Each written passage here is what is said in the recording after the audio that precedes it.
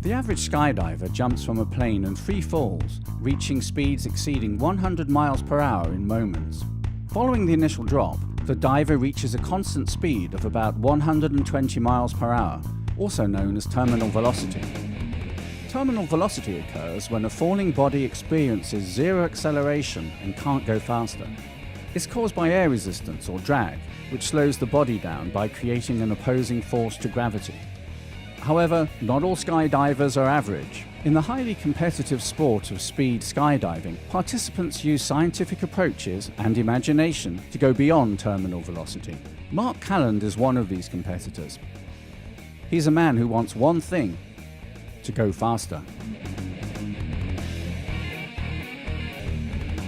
It's the adrenaline rush. You know that you're going faster than most cars. The only thing that's faster than me is possibly a jet engine.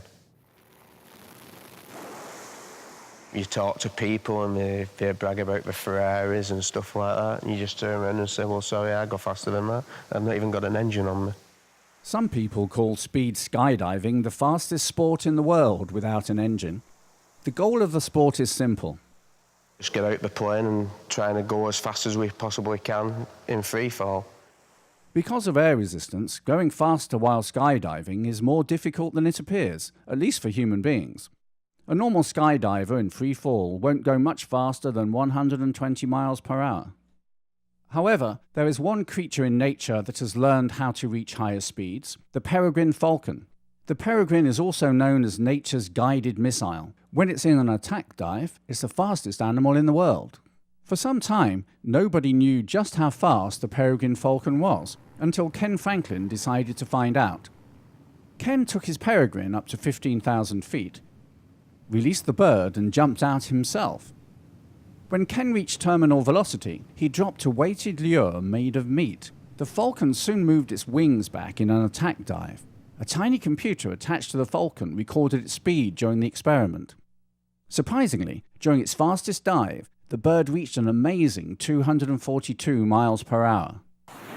Back among humans, Mark Calland is hoping that a method similar to that of the falcon will help him. Mark's come to the World Speed Skydiving Championship at a drop zone in the north of England. He's one of the fastest skydivers in the world and the holder of the British record. His main competition is going to come from Marco Wiedeker. He's the national champion of Liechtenstein and a worthy challenger for Mark. So let's go fast. Techniques used by competitors vary, but the secret seems to be relatively uncomplicated. Just jump out of an aeroplane, dive at inhuman speeds towards the ground, sometimes head first, and remain completely relaxed.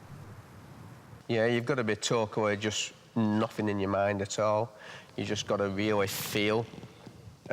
You've got to feel how your body is flying and how it's reacting. As Mark steps into space, he moves his head backwards and adjusts his body. By going head first, like the peregrine falcon, the effects of air resistance are reduced. Reasonably fast for my first jump.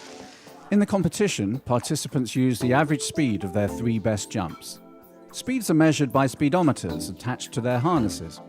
Mark's first jump is 302 miles per hour. That's fast, but now it's Marco's turn. He throws himself from the plane, knowing that he must beat Mark's first dive speed. After 10 seconds, Marco reaches 100 miles per hour. By 16, he hits 200. 12 seconds later, he's done it. He's reached a new world record, 312 miles, or 502 kilometers per hour. Marco's got 502.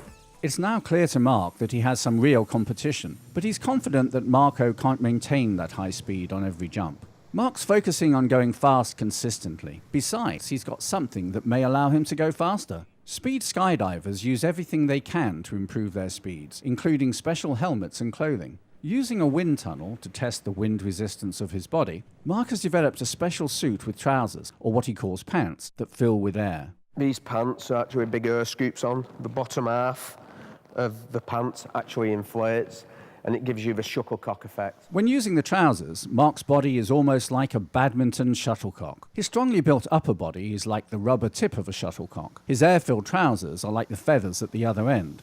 The trousers increase Mark's drag, but they give him much more control. Wearing them makes it easier for him to remain relaxed while he's hanging upside down and flying towards the earth. Gravity does the rest. Marco doesn't have inflatable trousers, just a smooth rubber suit which is tight-fitting to keep air resistance at a minimum. Unfortunately, this jump is a disappointment and he's unable to control his fall. As he works to keep himself pointed straight down during the jump, he loses valuable miles per hour. Marco, how was your jump? To the clouds and then got a little bit wobbling. Bit wobbly? Speed's not so high, the maximum speed. On his next and final jump, Mark, however, doesn't wobble. The skydive goes beautifully, and Mark is able to maintain control throughout it. His wind-filled clothing gives him the advantage he needs to achieve 3 very good jumps, and his average speed is the highest of all the competitors. Men's event, first place, Mark Calland. Mark's scientific approach to skydiving has paid off. For today at least, it's made him the best speed skydiver in the world.